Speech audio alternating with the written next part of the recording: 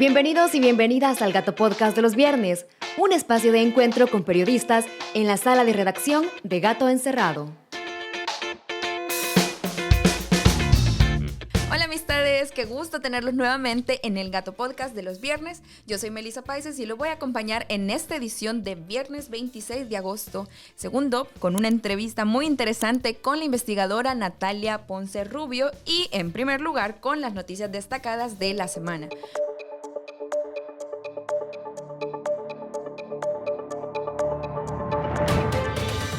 Primero, vamos a hablar de la detención de Luis Rivas, mejor conocido por su usuario en Twitter como El Comisionado. Su familia reportó que fue capturado después de una publicación en su cuenta en la que mostraba en una foto el dispositivo de seguridad con el que contaba uno de los hermanos del presidente Bukele mientras se encontraba en un rancho de playa. Tras esta publicación, llegaron agentes a revisar su teléfono a ver si tenía más fotos y después de eso se reportó la captura. Durante varias horas se desconoció un poco de su paradero y ya su familia informó de que hizo una denuncia formal ante la Procuraduría de Derechos Humanos. Y bueno, ya que empezamos a hablar de la Procuraduría, comentarles que esta semana el movimiento de víctimas del régimen realizó varias acciones, precisamente en la Procuraduría, para pedir la pronta liberación de sus familiares inocentes. Primero, el miércoles se tomaron las instalaciones de la Procuraduría para exigirle que el procurador Apolonio, o ya sea uno de los procuradores adjuntos, les brindara una entrevista, alguna plática que pudieran tener para exponerles estas capturas arbitrarias.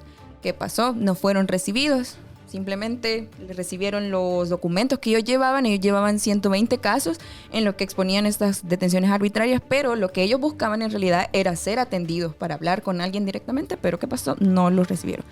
Y bueno, además de esto, el lunes también ellos acudieron a la Cumbre Interamericana de Derechos Humanos, donde se encontraban los distintos procuradores de varios países para pedirles que ellos fueran a verificar las condiciones de los centros penales, para que conocieran un poco también de cómo es la situación de la defensa de los derechos humanos que existe actualmente en el país, sobre todo con el régimen de excepción. Sin embargo, fueron detenidos antes de llegar. El equipo de comunicaciones de la Procuraduría les recibió las cartas que llevaban, se las firmaron de recibidos, pero ¿cuál fue el temor de ellos? Que no se las entregaran a los procuradores. Y hasta este momento ellos no han recibido noticias si es que se las entregaron, así que ahí les dejamos a ustedes para que piensen qué fue lo que pasó con esas cartas. Pero bueno, hablando también de esta cumbre, algo que nos llama mucho la atención, a ver si ustedes también, es que durante esta cumbre el procurador Apolonio Tovar le entregó un lindo reconocimiento al ministro de Seguridad Gustavo Villatoro. A nosotros nos llama la atención esto, ¿por qué? Porque se supone que quien debe velar por los derechos humanos, Apolonio en este caso, le está entregando un reconocimiento a quien ha sido acusado de no velar por ellos por las detenciones arbitrarias que se están realizando durante el régimen. Hemos conocido los casos de personas que han sido detenidas cuando estaban en sus casas con un procedimiento que no es el adecuado. Además, hemos conocido los casos que nosotros hemos documentado también en Gato Encerrado de personas que han sufrido vulneraciones a sus derechos humanos. Entonces nos preguntamos por qué es necesario que el procurador le esté entregando un reconocimiento al ministro de Seguridad. Bueno, ahí les dejamos a ustedes esa duda, pero para eso también les quiero contar de que Apolonio Tovar, tal vez ustedes pueden hacer la relación, está buscando su reelección para Procurador de Derechos Humanos. Llegó a la Asamblea Legislativa a presentar la documentación necesaria y pues ahí queda eso, va a seguir el procedimiento en la Asamblea. Los invitamos a que se mantengan pendientes. Nosotros vamos a estar reportando cómo se van a llevar este proceso de entrevistas y en la posterior elección. Pero además nos resulta interesante que otra de las postulaciones es de la ex procuradora Raquel Caballero de Guevara. Ella fue procuradora en el año 2016 hasta el 2019 y pues algo muy interesante de su tiempo en el cargo es que ella fue señalada múltiples veces por haber favorecido a su familia, precisamente a sus hijastras, que ella les ascendió el sueldo en la Procuraduría porque ellas trabajaban ahí y pues incluso se llevó un proceso de sanción a través del Tribunal de Ética Gubernamental. Entonces, los invitamos a que ustedes también ejerzan la Contraloría Social y que se mantengan pendientes de este proceso de elección a cargo de procurador, porque esta persona es la que va a velar por los derechos humanos, o debe velar al menos, por los derechos humanos de todos y todas en el país. Así que pendientes. Ya cambiando un poco de tema también, esta semana la Fiscalía presentó un requerimiento contra 18 exfuncionarios del gobierno de Sánchez Serén por lavado de dinero proveniente de la partida secreta. Y bueno, vamos un poco corriendo aquí también, pero contarles el caso que se nos hace muy interesante de que este sábado fue detenida una de las fotoperiodistas del Diario de Hoy. Fue retenida por agentes policiales y también por personal del Banco Central de Reserva, donde ella se encontraba, bueno, ni siquiera ahí, sino que en las cercanías, tomando una fotografía del tráfico. El tráfico que sucede en esa zona y que pasó, fue retenida por hacer su labor periodística. Nosotros como Gato Encerrado siempre estamos pendientes de que se garantice el derecho y la libertad de prensa. Así que invitamos a las autoridades también a que siempre estén a la vanguardia de lo que está pasando, pero que no se den estas retenciones arbitrarias. Y bueno, como Gato Encerrado, también estamos publicando siempre investigaciones. En eso nos especializamos. Por eso, esta semana, nuestro investigador ambiental, Marvin Díaz, hizo una publicación de la que estamos muy orgullosos, ya que él evidenció que Mauricio Hurtado, el alcalde por Nuevas Ideas del municipio de Huizúcar, favoreció a la empresa Huizúcar Energy para que instale 2 plantas fotovoltaicas en la zona protegida de la cordillera del Bálsamo. ¿Qué sucede con esto? Que se está dando mucha tala de árboles y las comunidades que residen por esa zona, también las comunidades de El Rosario, han denunciado de que con esto se va a afectar las fuentes de agua de muchas familias del municipio. Entonces los invitamos a que vayan a leer la investigación completa que está en nuestro sitio web gatoencerrado.news, además de los contenidos que estamos publicando en TikTok, en Instagram y en todas nuestras redes sociales. Por eso los invitamos a que estén siempre pendientes de todas nuestras redes, como ya los mencionaba, TikTok, Instagram, Twitter, Facebook, tenemos siempre presencia ahí. Y ahí les estamos resumiendo los contenidos de la semana, además de este Gato Podcast. Y bueno, los invitamos a que se mantengan en este momento con nosotros porque vamos a pasar a una entrevista muy interesante con Natalia Ponce Rubio. Adelante con la conversa entre gatos. Gracias por seguir con nosotros en este Gato Podcast de los viernes. Esta vez seguimos en la entrevista y estamos con Natalia Ponce Rubio. Ella es investigadora del Observatorio Universitario de Derechos Humanos. ¿Qué tal, Natalia? ¿Cómo te encuentras? Muy bien, muchas gracias, Melissa. Gracias por la invitación. Un gusto estar acá con ustedes, compartiendo espacio. Gracias, Natalia. Bueno, pues les cuento, amigos, de que este día vamos a hablar con Natalia sobre la presentación del informe que hizo el observatorio sobre los 100 primeros días del régimen de excepción, que se cumplieron el pasado 4 de julio. Esto lo hacemos a propósito de los 150 días que se cumplieron hace poquito, este 23 de agosto. Vamos a hablar un poco de los resultados que se encontraron y pues tenemos aquí a la experta. Ella fue la investigadora, ella fue parte del equipo que realizó ese informe, así que bueno, vamos a hablar un poco de eso, Natalia. Bueno, antes de empezar, lo hemos dicho hasta el cansancio, con el régimen de excepción se suspenden ciertas garantías constitucionales. Esto es algo que ya lo sabemos, pero además se han reportado que ha habido capturas arbitrarias, se han producido vulneraciones a derechos humanos, además de torturas e incluso asesinatos dentro de los centros penales. Pero para eso vamos a hablar con Natalia un poco. Y bueno, la primera pregunta que te quería hacer es que en el informe se mencionaba que en julio el Instituto de Derechos Humanos de la UCA, el IDUCA, que lo conocemos todas y todos, reportó 219 casos de detenciones arbitrarias y hacía un énfasis muy interesante en que habían habido ciertas irregularidades, como por ejemplo que en las capturas se presentaba violencia hacia adolescentes y niños, o que también en las fichas no se reportaba la fecha correcta de la detención, por ejemplo. Entonces quisiera que nos contaras un poco sobre qué implican estas irregularidades, por qué es tan perjudicial que se produzcan estas irregularidades dentro de las detenciones que se están haciendo por el régimen. Sí, claro. Bueno, quizás un poco comentarte para entrar en materia la naturaleza del informe, ¿no? Como vos mencionabas, el informe abarca el periodo del 27 de marzo al 4 de julio del 2022, que corresponde a los primeros 100 días del régimen de excepción. Por otra parte, el informe está elaborado con requerimientos de acceso a la información pública, monitoreo de redes sociales, también está elaborado a partir de la información que producen organizaciones defensoras de derechos humanos, entre ellas el mismo IDUCA, del que el observatorio es parte, y otro monitoreo de medios que el Observatorio de Derechos Humanos hace para sus análisis sobre la situación de derechos humanos en el país.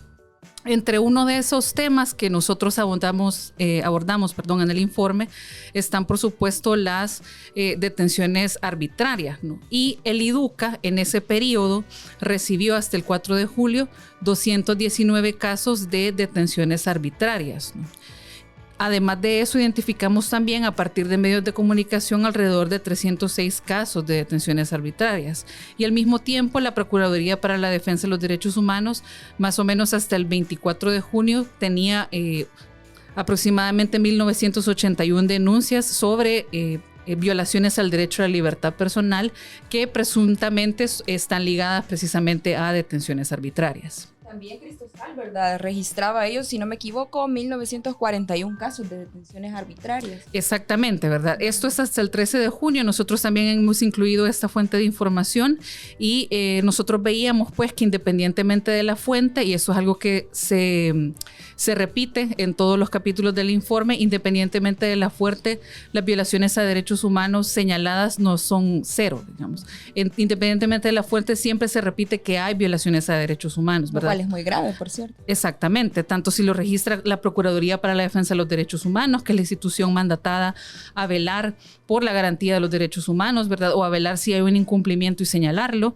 Las organizaciones de derechos humanos que están pues al pendiente del monitoreo y recibiendo denuncias, y por supuesto los medios de comunicación.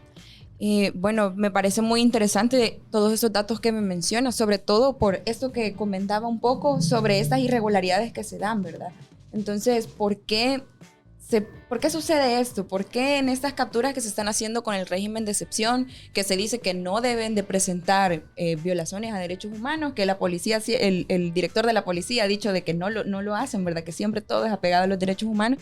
¿Por qué se da estas irregularidades? Como por ejemplo, algo muy grave que es la violencia hacia niños y hacia adolescentes cuando se dan estas capturas. Bueno, creo que para entender este punto hay que partir en primer lugar de revisar con detalle el decreto de aprobación del régimen de excepción. Lo que ha señalado el observatorio en sus informes, porque hay que mencionar que este informe de los 100 primeros días del régimen de excepción es la segunda parte de un informe que nosotros ya hemos presentado, ¿verdad? Siempre sobre esta situación en El Salvador. Y es que nosotros señalamos que el decreto de régimen de excepción suspende las garantías procesales, ¿verdad? Y suspende en ese sentido el derecho a la defensa, en primer lugar. Además de eso, luego de la aprobación del régimen de excepción, hubo una serie de modificaciones al Código Penal, el Código Procesal Penal, a la Ley de Proscripción de Maras y Pandillas y otro tipo de legislaciones que permitieron modificaciones en la edad de las personas capturadas, ¿no? Y en ese sentido ha posibilitado, una de las cosas que ya mencionabas, que se capture a menores de edad, en primer lugar. En segundo lugar, el régimen de excepción, al suspender las garantías judiciales y las garantías de defensa para las personas, no permite o evita que a las personas se les detenga de acuerdo a parámetros de derechos humanos, ¿verdad? Impide que a las personas se les detenga respetándose sus garantías judiciales. ¿Esto sí qué quiere decir? Que al momento que se les captura, no se les informa el motivo de captura, no se les informa, no se les brinda razón, ¿verdad? Ni ninguna explicación. Además de que no se les permite, por ejemplo, el derecho a tener un abogado al momento de que se les captura o posteriormente cuando ya están en el proceso de audiencia, ni tampoco cuando ya se les dictamina la detención provisional, ¿no? Precisamente porque el régimen, desde el decreto del régimen de excepción, se impide, ¿no? que se garantice la defensa. El derecho de la defensa. Correcto. Lo cual nosotros hemos señalado en los análisis del informe es un derecho irrenunciable. Bueno, ya que hablamos precisamente del observatorio, te quería preguntar un poco acerca de la labor que ustedes realizan desde el observatorio. porque me mencionaste que este es el segundo informe. Entonces, para que nuestros amigos lectores que siempre están pendientes de todos estos materiales que se publican en instancias tan importantes como es el IDUCA, entonces que nos contés qué hace en sí el observatorio. Sí, con mucho gusto. Bueno, el Observatorio Universitario de Derechos Humanos es una herramienta académica que tiene el objetivo de identificar, recoger y sistematizar datos que permitan analizar la situación de derechos humanos en el país. Ahora, el Observatorio de Derechos Humanos forma parte del Instituto de Derechos Humanos de la UCA, el cual está constituido por 4 equipos, que es el equipo de procesos de justicia, que está constituido por abogados y abogadas y también psicólogos, ¿verdad? Se encuentra también el equipo de gestión de recursos, ¿verdad? Que nos apoya justamente, donde se encuentran los compañeros y compañeras que registran, ¿verdad?, estas denuncias de violaciones a derechos humanos que recibe el IDUCA. Contamos también con un equipo de educación encargado de la promoción, ¿verdad?, y también de concientizar sobre la defensa de derechos humanos. Y por último, contamos con un equipo de investigación que es el que constituye por completo el Observatorio Universitario de Derechos Humanos, ¿verdad?, que a propósito está constituido por un equipo de investigadoras en este momento. Yo no fui la única investigadora de este informe, ¿verdad? Hay muchas más personas detrás de este informe. Están también las compañeras analistas de medios, ¿verdad? Y por supuesto, las coordinaciones técnicas y la coordinación general del observatorio. Bueno, amigos, por eso siempre los invitamos a que estén pendientes de los trabajos que se publican desde la academia también, que nos ayudan a nosotros también como periodistas y a ustedes, que siempre están pendientes de todas esas publicaciones, a que se informen un poco más y conozcan desde esas nuevas perspectivas. Pero bueno, para continuar con los resultados del informe, algo que me pareció muy interesante que ustedes hacían un énfasis es que existe una diferencia entre los datos que reportan las instituciones del Estado con los que reporta la Procuraduría, ¿verdad? Esta instancia que se supone que tiene que velar por los derechos humanos de las personas, en este caso de los privados de libertad y de las personas que están siendo capturadas. Y se dice que con esto de que tienen esta diferencia de datos, se está incumpliendo un mandato constitucional en el que se establece que se le tiene que notificar al procurador de todo arresto.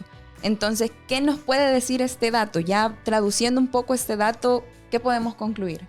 Claro, mira, como te mencionaba un par de preguntas atrás, nosotros hemos elaborado el informe en parte con información de instituciones estatales, instituciones públicas, en este caso la Procuraduría para la Defensa de los Derechos Humanos. Específicamente para estos informes que hemos hecho, hemos utilizado los informes de verificación que la Procuraduría, que la PDDH ha realizado en el contexto del régimen de excepción. Nosotros notábamos que hasta el 4 de julio, ¿verdad?, se habían realizado alrededor de 44.300 arrestos, ¿verdad? Y que esto es lo que las instituciones, entre ellas la Policía Nacional Civil, ¿verdad?, la Presidencia de la República, el Ministerio de Justicia, compartían a través de sus redes sociales. Sin embargo, nosotros constatábamos que en los informes de verificación, por lo menos hasta el 26 de junio, a la PDDH se le decía que solo se habían realizado 9.362 detenciones. Muchísimo efectivamente. Menos, ¿verdad? Así es. Sí. Casi cuadruplica el número de detenciones que informan las instituciones de seguridad con el que se le está reportando a la Procuraduría para la Defensa de los Derechos Humanos. Esto, en primer lugar, ¿qué quiere decir? En primer lugar, pues que no se está respetando la institucionalidad pública encargada de defender los derechos humanos. En primer lugar, ¿verdad? En segundo lugar, que obviamente no se está respetando también la ley de acceso a la información pública, ¿verdad? Y por otra parte, esto constata, ¿verdad?, podría verse una relación entre también la forma en que se está evitando brindar información a las familias y a los representantes de personas capturadas. Nosotros señalamos en una parte del informe que precisamente la Procuraduría para la Defensa de los Derechos Humanos tiene alrededor de 231 casos para este periodo de violaciones al derecho a la integridad personal que constituyen específicamente la violación de que se ha omitido brindar información sobre personas detenidas a familiares o a defensores de las personas detenidas, ¿no? Entonces, claro, ¿no? Ambos datos confirman que se está omitiendo información sobre los arrestos y, por tanto, sobre los procedimientos o sobre cómo se llevan los procedimientos para arrestar y obviamente los motivos para arrestar, el paradero de las personas arrestadas, ¿verdad? Y el proceso que estas personas siguen hasta el momento en que llegan al centro penal. Sí, de hecho es algo bastante grave que hemos estado viendo, sobre todo en las últimas semanas, quizás en el último mes, que se han dado muchos pronunciamientos por parte de familiares que le piden a la Procuraduría respuestas con respecto a dónde se encuentran sus familiares, porque muchos los capturan y ni siquiera saben a qué centro de detención los envían, no saben el estado de cómo se encuentran sus familiares, o incluso que se vienen a enterar meses después que su familiar falleció dentro del centro penal. Pero precisamente por esto quisiera que a través de los datos también nos pudieras hacer una valoración del trabajo de la actual Procuraduría para la Defensa de los Derechos Humanos, sobre todo porque ya nos encontramos en ese proceso en el que se da paso para la elección de un nuevo procurador, ¿verdad? Bueno, a partir de los datos que nosotros tenemos, y quizás quisiera hacer énfasis en esta cifra que te mencionaba hace un momento, de los 231 casos en donde se ha omitido brindar la ubicación de personas detenidas a familiares o abogados, esta condición constituye, estos casos constituyen una condición de potencial desapariciones forzadas. Ahora, si tomamos esa información, ¿verdad? Y respecto de los monitoreos que ha hecho la Procuraduría, la información que han trabajado las organizaciones de la sociedad civil y la información que se ha obtenido a través del monitoreo de medios de comunicación, de distintos medios de comunicación, y teniendo también en cuenta que aquí ya no estamos hablando solamente de los 100 días del régimen de excepción, que son a los que se corresponden esos datos, sino también a otras acciones que hemos visto en estos días, como por ejemplo la cumbre que se realizó de derechos humanos, ¿verdad? La forma en la que podría calificarse el trabajo de la Procuraduría para la Defensa de los Derechos Humanos es, digamos, deficiente, y precisamente por las acciones recientes incluso podría calificarse de, y no veo por qué no, de carente de parcialidad. Eso siempre se ha mencionado con respecto a este actual procurador, que de hecho está buscando su reelección. Eso lo mencionamos un poco en el resumen de noticias que hicimos al principio. Pero bueno, ya pasando ya a la última pregunta, me hacía bastante ruido este dato que se mencionaba en el informe de que la clasificación de los homicidios.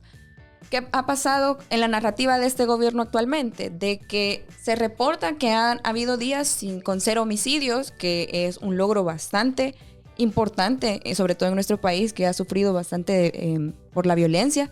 Sin embargo, hay algo muy interesante, que existe un subregistro de estos datos. ¿Por qué? Porque a las personas que son presuntamente pandilleros no se les reporta como muerte violenta, ¿verdad? Cuando sucede, que dicen de que es en enfrentamientos con policías, no se está dando este registro, ¿verdad? Entonces dicen que es un día con 0 homicidios, pero abajo del dato dice hubo 2 muertes de supuestos pandilleros, ¿verdad? Entonces quisiera que nos contaras, que nos dijeras un poco de por qué no debe hacerse este subregistro, ¿verdad? ¿Por qué es importante que no se esté obviando este dato en los datos de fallecidos, de muertes violentas, en los registros que hace la policía? Bueno, para entrar en ese tema creo que es muy importante mencionar, antes de ahondar, que en general el observatorio ha identificado, precisamente porque para todos los capítulos hemos solicitado información pública, que mucha de la información ligada a homicidios, también ligada a decesos en centros penales y otra información ligada pues a violaciones a derechos humanos, específicamente para el derecho a la vida, está reservada y no hay acceso. La información que nosotros tenemos o que la población salvadoreña tiene sobre homicidios en general, ¿verdad? Solo lo que se reporta a través de redes sociales, a través Exactamente. de Twitter. Entonces, el observatorio, precisamente para hablar sobre las muertes violentas y específicamente enfrentamientos armados que registra la PNC, lo que hizo fue retomar la información que la PNC ha estado compartiendo en su cuenta de Twitter. Entonces, para este periodo de los 100 días, nos dimos cuenta de que la Policía Nacional Civil había reportado 123 muertes violentas, pero 123 enfrentamientos armados que la PNC clasifica como muertes violentas, pero que no reconoce, ¿verdad?, como homicidios dentro de esos datos. Hace una distinción dentro de esa misma clasificación de muertes violentas de 77 homicidios y aparte pone otra cifra de 43 terroristas fallecidos. Estos 77 homicidios con estos 43 terroristas fallecidos son los que dan la suma de 123 muertes violentas. Ahora, ¿por qué la Policía Nacional Civil hace esta clasificación? De acuerdo a su criterio, o sea, de acuerdo al criterio de la institución y de las direcciones de la institución, ¿verdad? Esto se debe a que para ellos los homicidios en enfrentamientos armados son de personas que luego de su investigación o luego de su presunción no son pandilleras, ¿verdad? O no están ligadas a organizaciones criminales. Y el número de 43 terroristas fallecidos corresponde, de acuerdo a los análisis de la PNC, a presuntas pandilleras o personas ligadas a organizaciones criminales, ¿verdad? No tenemos, digamos,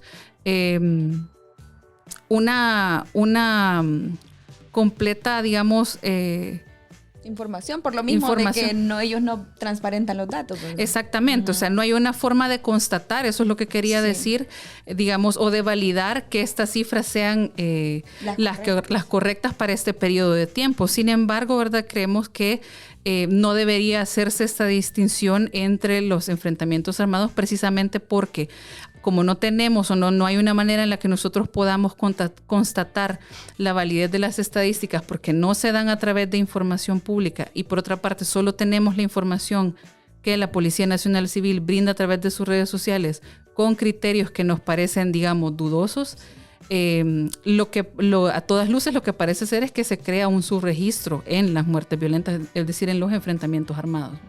De hecho, precisamente Gato Encerrado hizo una verificación en la que evidenciamos por qué es falso que en mayo se registró una semana con 0 homicidios. Y también explicamos por qué no deben omitirse los datos de los homicidios de presuntos pandilleros dentro de este registro de muerte violenta, ¿verdad? Así que los invitamos a que se den una vuelta a nuestra página web y que puedan leer ese contenido para que comprendan un poco más, aparte de la información tan importante que nos acaba de dar Natalia. Bueno, Natalia, esto ha sido todo por parte de la entrevista que teníamos preparada, pero te agradecemos mucho por esta información tan valiosa. Gracias por estar aquí. Muchas gracias a ustedes por la invitación e invitarles siempre pues a que estén pendientes de los informes del observatorio de nuestros boletines trimestrales. Pueden visitar la página del observatorio en oudh.uca.edu.sb. Bueno, muchísimas gracias Natalia nuevamente y también gracias a todos ustedes por mantenerse pendientes del Gato Podcast de los viernes. Los invitamos también a que estén pendientes de nuestras redes sociales donde siempre sacamos nuevos contenidos muy interesantes que les pueden gustar. Gracias y hasta la próxima.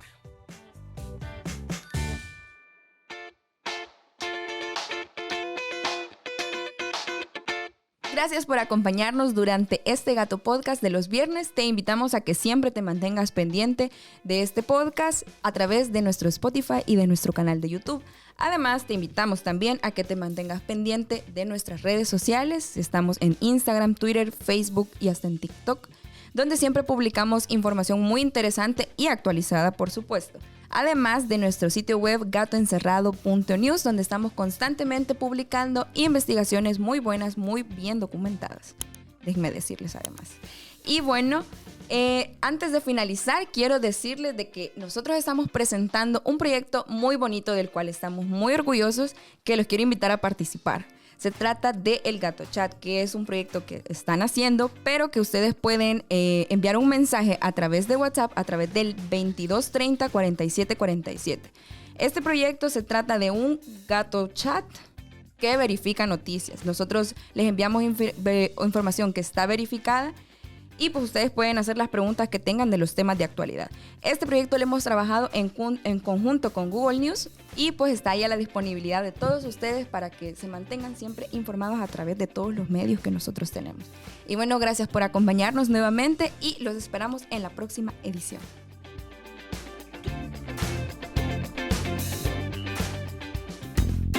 A nadie le gusta que lo engañen. Por eso, Revista Gato Encerrado, con el apoyo de Google, creó para vos el primer chatbot verificador de noticias en Centroamérica. Podés escribirnos en WhatsApp o Telegram, consultar los temas de interés nacional que más te preocupen y nosotros te enviaremos información 100% verificada o iniciaremos una verificación con tu aporte. Escribinos ya al 2230 4747 y ayúdanos a luchar contra la desinformación.